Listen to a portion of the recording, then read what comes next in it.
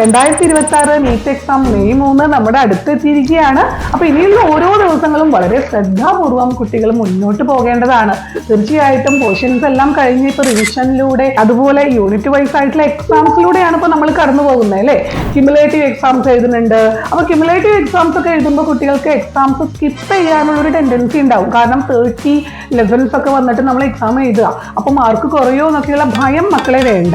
കാരണം എക്സാംസ് എന്ന് പറഞ്ഞാൽ എല്ലാം പഠിച്ചു കഴിഞ്ഞിട്ട് എഴുതേണ്ട ഒന്നല്ല. അവിടെ നമ്മുടെ സ്കില്ലും കൂടെ ടെസ്റ്റ് ചെയ്യുന്ന ഒരു കാര്യമാണ്. നമ്മുടെ മെമ്മറി പവർ ടെസ്റ്റ് ചെയ്യുന്നു, ഒപ്പം തന്നെ സ്ട്രെങ്തൻ ചെയ്യുന്നു. ഇനി എന്തൊക്കെയാണ് വേണ്ടതെന്ന് വെച്ചാൽ അത് റിപ്പയർ ചെയ്യുന്ന ഒരു പ്രോസസ്സാണ് എക്സാംസിലൂടെ നമ്മൾ നേടിയെടുക്കുന്നത്.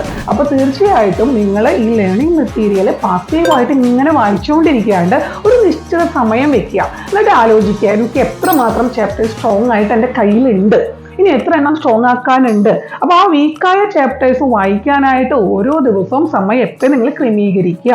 അങ്ങനെ ഫെബ്രുവരി ആകുമ്പോൾ തന്നെ നിങ്ങളുടെ എല്ലാ ചാപ്റ്റേഴ്സും ഫോർമുലയിലൂടെയും ഇക്വേഷൻസിലൂടെയും ഒക്കെ നിങ്ങൾ കടന്നു പോയിട്ടുണ്ടാവണം. സോ ഫെബ്രുവരി ആൻഡ് മാർച്ച് എന്ന് പറയുന്നത് നമ്മളുടെ പെർഫോമൻസ് സ്ട്രെങ്തൻ ചെയ്യാനുള്ള ഒരു മാസമാണ്. അപ്പൊ ഏപ്രിൽ നമുക്ക് കൂളായിട്ട് എല്ലാ മോക്ക് എക്സാംസ് എഴുതി ഈസി ആയിട്ട് നീറ്റ് എക്സാമിനെ ഫേസ് ചെയ്ത് ഹൈ സ്കോർ നേടാനായിട്ട് സാധിക്കും. അപ്പോൾ ഇനിയുള്ള ദിവസങ്ങളിൽ സമയത്തെ കൃത്യമായി മാനേജ് ചെയ്തുകൊണ്ട് ആത്മവിശ്വാസത്തോടെ ഹെൽത്തി ആയിട്ട് പഠിച്ച് മുന്നോട്ട് പോവുക.